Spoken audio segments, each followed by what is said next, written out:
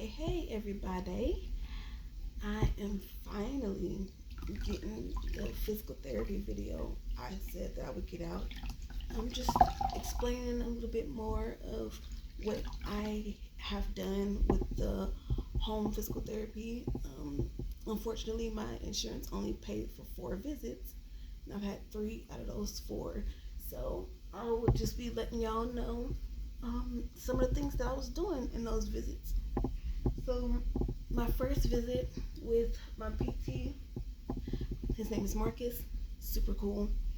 And that day he just it was an assessment pretty much, and we went through all the different exercises that I can do, and things that he wanted me to try to do.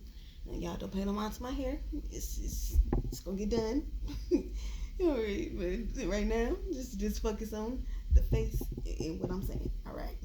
So the first visit, he came and he did some little flexibility things with my legs, bending my knees and straightening them back and stuff like that. And he felt like the contraction in my left leg was so intense that there might be some nerve damage, but I still have all my feeling in my leg, and I haven't lost any movement. So it's just really tight, and the contraction's just so tight that it's presenting like nerve damage. So he gave us some exercises to keep my legs more flexible, working out my tibia, my knee, and everything. It's just everything's super tightened. And then we got on the walker. Now this is the first time I have used the walker and gotten on my feet since June of 2022. And I was so nervous. I didn't know what to expect the last time I got on my feet. It was just so incredibly painful. And I really believe that last year, after I got out of rehab, and when I went through that depression that kept me down for months, I was still having active necrosis in my hips at that time. I believe I was, and that's why it was so painful, and why it got harder and harder for me to do the things that I was doing just fine the day before. And so now it's not nearly as hard or painful. And so when I got on my feet, I was like, whoa, like, wow, that was easy. And like, what I did it. And then I surprised myself even more when I could actually take a step, like a real step. Before, I was only able to like just slide my feet to get to where I need to go, but I was actually able to lift my foot just a little bit and take a step to where I needed to go. That was really big for me. And so that day, I only took it's like 3 steps forward and 3 steps back. Didn't do too much, and we realized that my feet are pointed. When I get on my feet, I am like on my tippy toes and on the ball of my foot. And he said that I can work on that with like doing tummy time, to get my feet, my legs, my knees back straightened, and help them get back into the position that they're supposed to be in. And then just working on getting up a lot more. The more I work on the flexibility of my legs, the easier these things will become. And so that first visit went way better than I ever expected it to go. And then the second visit, he came the first time on a Monday. He only works Mondays and Saturdays. So the second time was a Saturday, and he works on the flexibility first. He'll grab my legs and on my knees and like rotate it back and forth, to help loosen up my tibia and also picking up my legs and bending my knees and straightening them back and stuff. And the second, we had made a goal to get to the end of my bed, which is maybe a little less than a yard. Um, the on that last Monday, and I it was I thought it was gonna be hard, of course, but I'm always gonna push myself to do the best that I can do. And so that time I made it a little bit past a yard before. I mean that yeah that yard. Yeah, a little bit past the end of my bed, about to the middle of the couch before I had to sit down. Well, actually, our first goal was the end of the couch, and then we thought that that might be too much, so we changed it to the end of my bed. The end of the couch is maybe 2 yards or so, and so I had to sit down. But after about a yard, had to collect myself, get my breath and everything.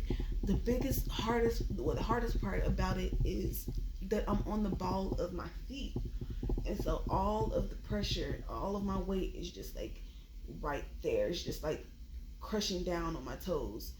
And so he gave me an exercise. Well, after we had finished doing the walking to part, he gave me an exercise on how to get my legs to, instead of being like this, because I'm constantly laying down, my feet are just like straight like this. And so, but I need to get some flexibility in my ankle and in my calf. So I'm doing my feet like this a lot more, so it'll get used to that. And so when I actually stand up, it'll go like that, instead of me being straight like this all the time. And then I when I stand up, it's like this. So this I had to rest halfway through, and then I got up and I finished it.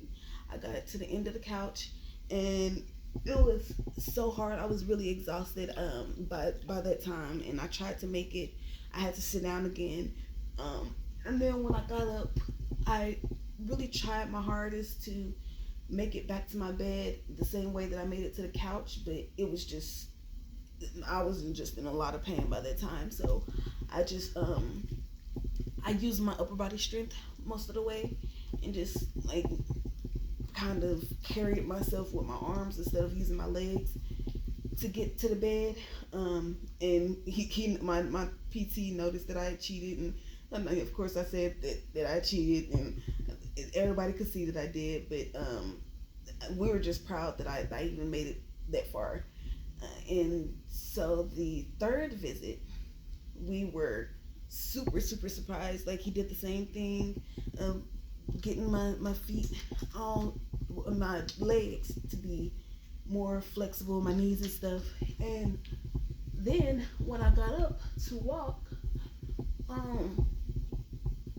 I made it all the way to the end of the couch with no brakes. And I felt like I could have gone more, but there was nothing to help catch me. If I had gotten too far, and it was just, if I felt like I wasn't able to go anymore, there was nowhere for me to sit past that point. So we sat down, and he worked the heck out of my legs, doing more flexibility things, and he told me to start sitting up more on the couch instead of laying in the bed and everything. And before he left, he got me up, and I walked to the other side of the couch and sat there for another 2 hours with just trying to get used to sitting up again. And I was able to do that, and I worked on keeping my feet in the position that they were supposed to be in. And it was great. It was great. It really was. It was not nearly as exhausting and strenuous as I thought it was gonna be. I really thought that I was going to have to have to like force myself a lot more to do these things, because I get into my own head and I start thinking about the pain, and that it stops me from doing what I know I need to do. And oh, and I have to get past that. I have way too many things that I need to do, and pain is not just, it can't stop me. So I got up again. Unfortunately, I ended up in the hospital, as you guys can see. If I don't know if you can notice, but man, I've been here for almost 2 weeks now. It'll be 2 weeks tomorrow, and the PT here have only come once, and I stood up and I took a few steps. She said she was just coming for an assessment, and I wanted to do more, but she was like, no, she wanted to wait until the next time she came. She would bring somebody else with a wheelchair so they could follow me, and if when I need to sit down, I could sit down that and other.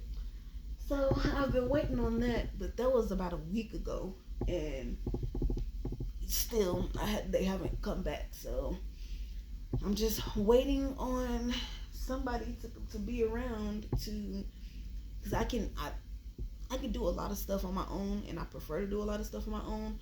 But with the state that my hips are in, it's just not smart for me to do a lot of stuff without some type of assistance around. Like one wrong move, and like I already have my right hip that's out of its socket. We don't need the left one out of the socket too. So if you guys remember, the last time I did my face routine with you guys, the company that I use is called the Melanated Bar, and I don't like to wet the whole soap, so I just cut off little pieces of it. It's lasted. I've had that since April, and as you can see, it's just barely halfway gone. And so, admittedly, I haven't been consistent like I should be, but it still is lasting a very, very long time. So when you wash your face, y'all, do not forget the neck. Your neck is a part of your face. Everything you do for your face, you should be doing for your neck as well. You do not want to be all wrinkly here, you look 67 here, but 16 here. You don't want that. And if you have an exfoliant, it's best to go in and do your lips as well. I just have this rough towel, and that's enough. If you just have a towel, just go over your lips. You know, it'll take some of that dead skin off, especially if you're a smoker. It'll help take that discoloration away. And you can even just use an old toothbrush, and it'll help get all that dead skin off and everything that you don't want on there. It'll come off. So my next step is my toner, and I try to just do 4 squirts.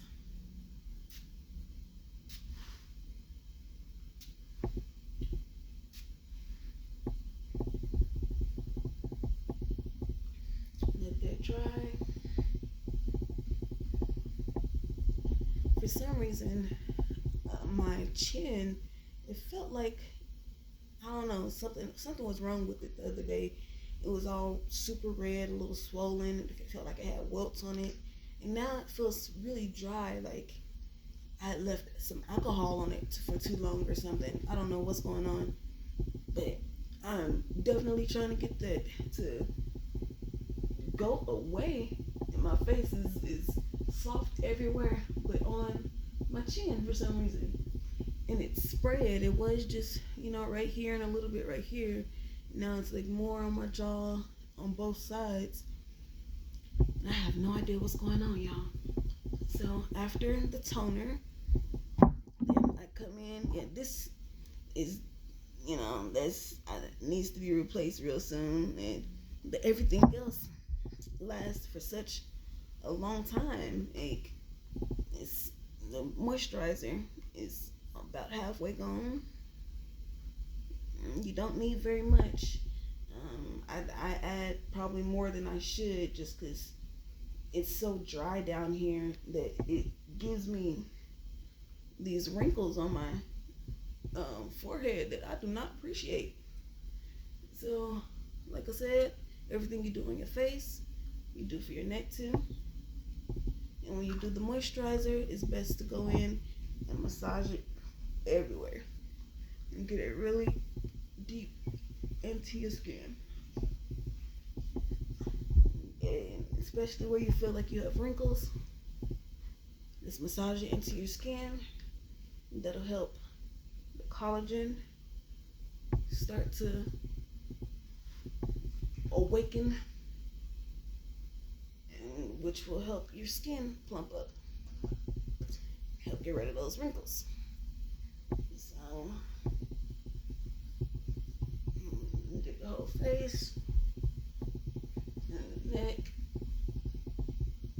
So I'm really excited.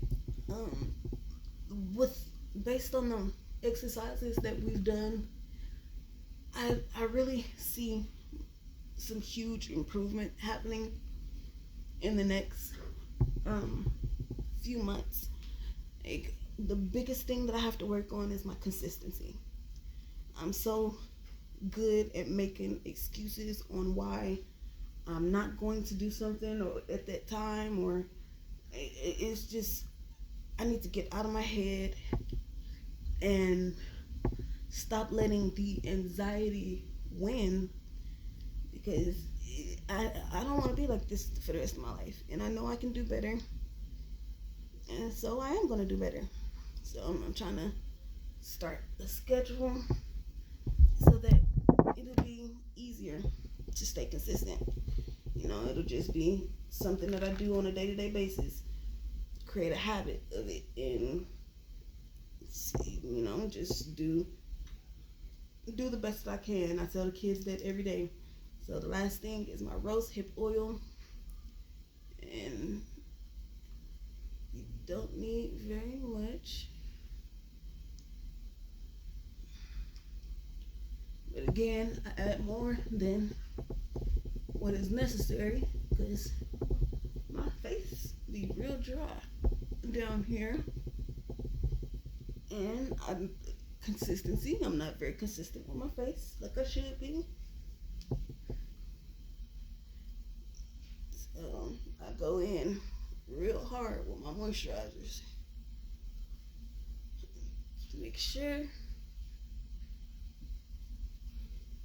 I get that glow.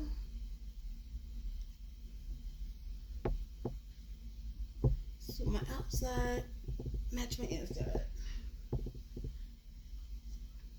It makes me feel so much better. Right? It gets me out of my rut. And even just doing this makes me want to do more. So this is a part of my schedule.